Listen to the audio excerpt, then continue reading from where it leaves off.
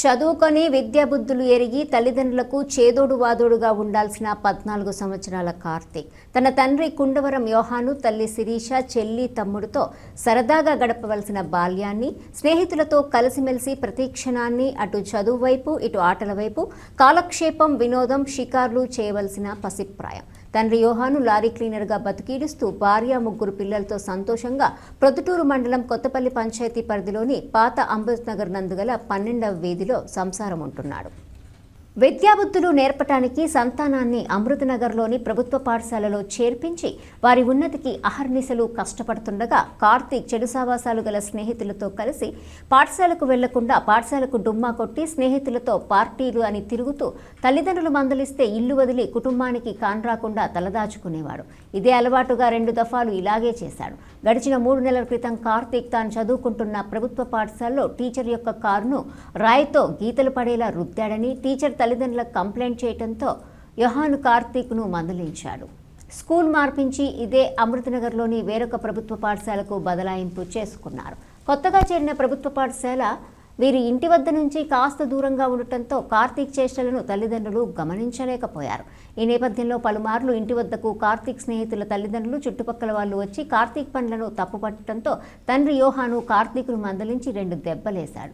తాను చదువుకోను అంటే తెలిసిన ద్విచక్ర వాహన మెకానిక్ వద్ద పని నేర్చుకోమని పురమాయించినా అక్కడ కూడా యజమానితో ముభావంగా ఉంటూ పనికి సక్రమంగా పలికేవాడు కాదని తండ్రికి ఫిర్యాదు చేయగా అటు పిమ్మట 2 రోజులు ఇంట్లోని తల్లిదండ్రులకు తమ్ముడు, చెల్లితో అంటిముట్టనట్లు వ్యవహరిస్తూ దసరా పండుగకు 2 రోజుల ముందు ఇల్లు వదిలి కాన్రాకుండా వెళ్ళిపోయాడు.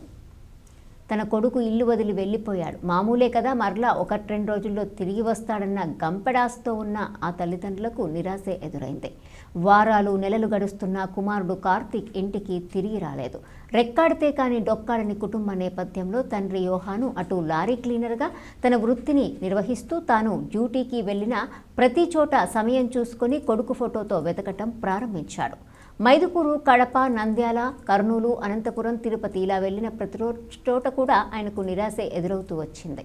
ఇదిలా ఉండగా కార్తీక్ తల్లిదండ్రులు గడిచిన వారం రోజుల క్రితం ప్రొద్దుటూరు రూరల్ పోలీస్ స్టేషన్ నందు తమ బిడ్డ 14 సంవత్సరాల కార్తీక్ కనిపించడం లేదని అక్కడి ఎస్ఐకి ఫిర్యాదు చేయగా జరిగిన సంఘటన పట్ల ఆరా తీసి కంప్లైంట్ తీసుకోవాల్సిన అధికారి, మీకు వీలైతే 2 కానిస్టేబుళ్లను ఎస్కార్టుగా తప్పిపోయిన మీ కొడుక్కి పెట్టుకుని ఉంటే నేడు మీ కొడుకు పారిపోయేవాడు కాదు కదా అంటూ అవహేళనగా మాట్లాడారని తండ్రి యోహాను, తల్లి శిరీష కన్నీటి పర్యంతమయ్యారు. ఇకనైనా తమ ఫిర్యాదును పరిశీలించి తమ బిడ్డ ఆచూకీ కనుగొనవలసిందిగా జిల్లా ఉన్నతాధికారి ఎస్పీని అలాగే ప్రొద్దుటూరు రూరల్ పోలీస్ స్టేషన్ వారిని వేడుకుంటున్నారు. సార్, నా పేరు కుండవరం యోహాన్, మా భార్య పేరు కుండవరం శిరీష. నాకు ఒక 2 బాబులు, ఒక పాప. 14 సంవత్సరాల బాబు తప్పైనాడు. స్కూల్కు పోమంటే అతను పోక మేము అరిచినందుకు ఆయన ఇంట్లో వదిలిపోయినాడు. ఎవరికైనా కానీ కనపడితే కనుక మాకు చెప్తారని మేము ఆశిస్తున్నాం.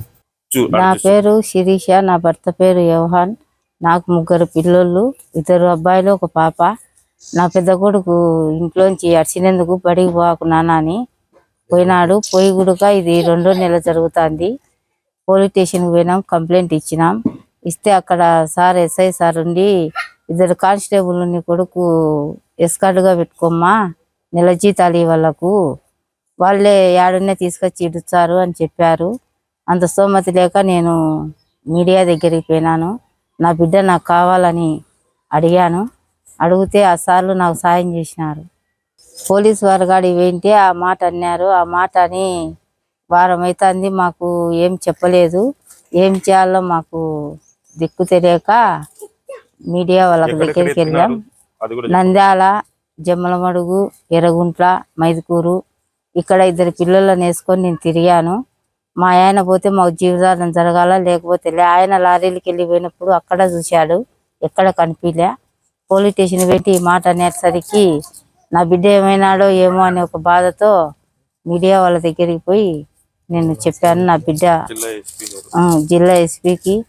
అందుకు నేను దండ పెట్టి చెప్తున్నాను, నా బిడ్డ ఎక్కడన్నా ఉంటే నాకు అప్పచెప్తారనే ఆశతో వచ్చాను, వేడుకుంటున్నాను.